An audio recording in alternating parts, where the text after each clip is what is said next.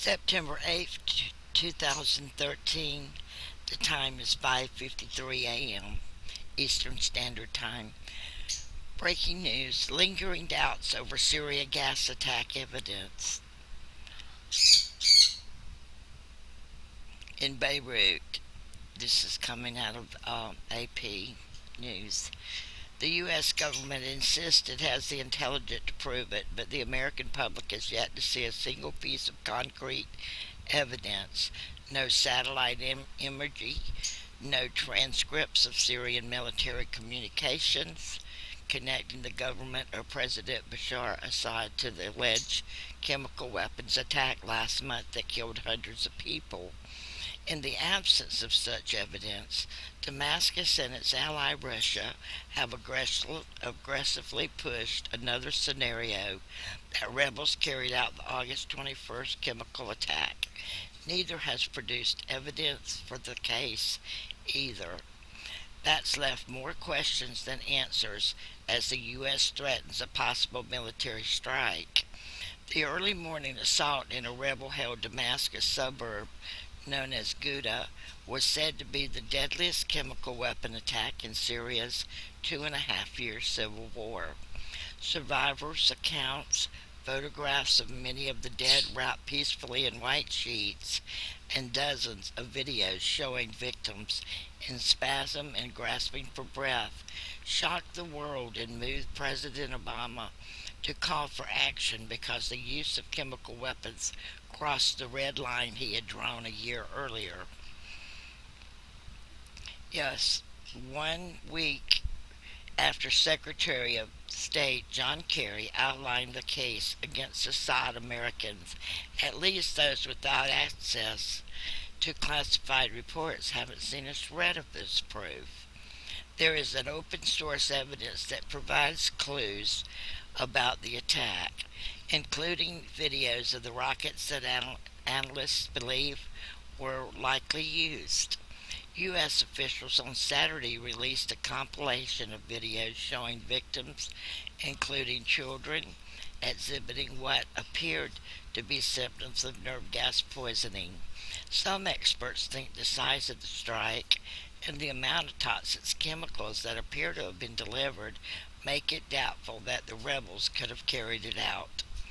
What's missing from the public record is direct proof, rather than circumstantial evidence trying this to the regime. The Obama administration, searching for support from a divided Congress and skeptical world leaders, say its own assessment is based mainly on satellite and signal intelligence, including indications in the 3 days prior to the attack that the regime was preparing to use a poisonous gas. But multiple requests to view that satellite imagery has been denied through the administration produced copious amounts of satellite imagery earlier in the war to show the results of the Syrian regime's military onslaught. When asked Friday whether such imagery would be made available showing the August 21st incident, a spokesman referred the Associated Press to a map produced by the White House last week that shows what officials say are the unconfirmed areas that were attacked. The Obama administration quickly maintains it intercepted communications from a senior official or Syrian official on the use of chemical weapons, but requests to see that transcript has been denied. So has a request by AP to see a transcript of communication, allegedly ordering Syrian military personnel, excuse me, to prepare for a chemical weapons attack by readying gas masks. The United States administration says its evidence is classified and is only sharing details in closed door briefings with members of Congress and key allies. The assessment, also based on accounts by Syrian activists, and hundreds of YouTube videos of the attack's aftermath has confounded many experts who cannot fathom what might have motivated Assad to unleash weapons of mass destruction on his own people, especially while UN experts were nearby and at a time when his troops had the upper hand on the ground. Rebels who accuse Assad of the attack have suggested he had learned of fighters' plans to advance on Damascus, his seat of power, and ordered the gassing to prevent that. We can't get our heads around this. Why would any commander agree to rocketing a suburb of Damascus with chemical weapons for only a very short tactical gain for what is a long term disaster? Said Charles Hayman, a former British military officer who edits the Armed Forces of the UK, an authoritative biannual review of British forces. Inconsistencies over the death toll and other details related to the attack also have fueled doubts among skeptics. The Obama administration says 1,429 people died in 12 locations, mostly east of the capital, an estimate close to the one put out by the Western backed Syrian National Coalition. When asked for victims' names, however, the group provided a list of 395 people. On that list, some of the victims were identified by a first name only or said to be members of a certain family. There was no explanation for the hundreds of missing names. In Ghouta, Majed Abu Ali, a spokesman for 17 clinics and field hospitals near Damascus, produced the same list, saying the hospitals were unable to identify all of the dead. Casualties estimated by other groups are far lower. The British based Syrian Observatory for Human Rights says it only counts victims identified by name and that its current totals stand at 502. It has questioned the U.S. number and urged the Obama administration to release the information its figure is based on. The AP has also repeatedly asked for classification on those numbers. The humanitarian group Doctors Without Borders says it has not been able to update its initial August 24th estimate of 355 killed because communication with those on the ground around Damascus is difficult. That estimate was based on reports from 3 hospitals in the area supported by the group. Moreover, the group, whose initial report was cited in U.S. and British intelligence assessments, has rejected the use of it as a justification for military action, adding in a disclaimer published on its website that the group does not have the capacity to identify the cause of the neurotoxic symptoms of a patient, nor the ability to determine responsibility for the attack. French and Israeli intelligence assessments back the U.S., as does reportedly Germany's spy agency, on its conclusion the Syrian regime was responsible. However, none have backed those claims with publicly presented evidence. Some have suggested the possibility, at least in theory, that the attack may have been ordered by a rogue commander in Assad's military or fighters seeking to frame the regime. Testifying Wednesday before the House Foreign Affairs Committee, Defense Secretary Chuck Hagel rebuffed a congressman's bid to declassify one of the key pieces of intelligence Kerry publicly cited last week. Intercepted communications telling Syrian military units to prepare for the chemical strikes. Still, there was very little pushback from the members of Congress on the government's conclusion that the Syrian regime was responsible.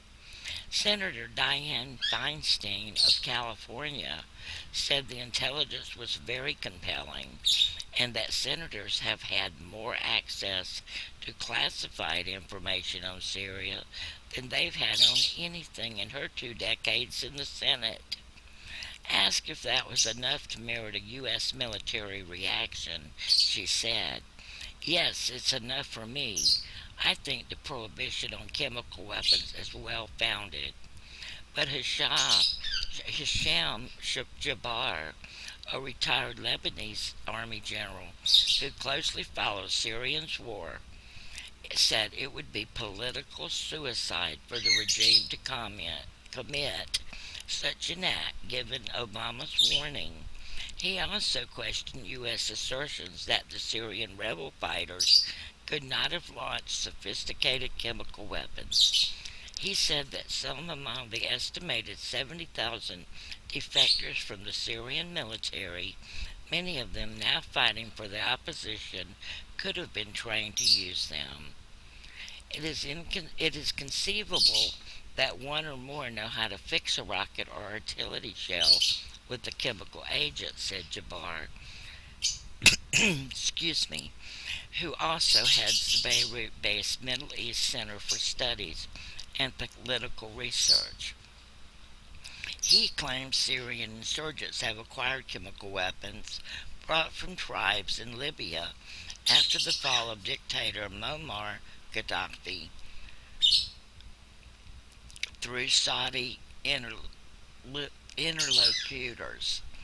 Other weapons from Libya have been used in the conflict, though Jabbar did not offer evidence to support his chemical weapon claim. Saudi Arabia has been a chief supporter of the opposition. Prince Bandar bin Sultan, head of Saudi intelligence, recently flew to Moscow reportedly on a mission to get Russia to drop its support for Assad. Syrian government officials in Assad accuse foreign fighters of carrying out the attacks with the help of countries like Saudi Arabia and Turkey in the hopes of prompting an international military intervention. Syria says some of its soldiers were badly contaminated in Jabbar on the edge of Damascus as they went into tunnels cleared by the rebels. UN experts who have been collecting tissue and other samples from victims in Guada also visited the Mezi military hospital in Damascus, taking samples from injured soldiers there. 2 days after the Ghouta attack, state television broadcast images of plastic jugs, gas masks, medicine vials, explosives, and other items that it said were seized from the rebel hideouts. One barrel had "Made in Saudi Arabia" stamped on it. In the U.S., the case for military action has evoked comparisons to false data used by the Bush administration about weapons of mass destruction to justify the 2003 invasion of Iraq. Multiple U.S. officials have told AP that the intelligence pictures on the August 21st attack was not a slam dunk, a reference to then CIA Director George Tenet's insistence in 2002 that U.S. intelligence showed Iraq had weapons of mass destruction, intelligence that turned out to be wrong. Excuse me. They cite the lack of a direct link between Assad and the chemical assault, a question the administration discounts by arguing that Assad's responsibility as Syria's commander in chief. The second issue is that U.S. intelligence had lost track of some chemical weaponry, leaving a slim possibility that rebels acquired some of the deadly substances. Russian President Putin, a staunch ally of Assad, said if there is evidence that chemical weapons have been used, specifically by the regular army, it should be submitted to the UN Security Council, and it ought to be convincing. It shouldn't be based on some rumors and information obtained by intelligence agencies through some kind of eavesdropping, some conversations and things like that, he told the Associated Press in an interview last Tuesday. David M. Crane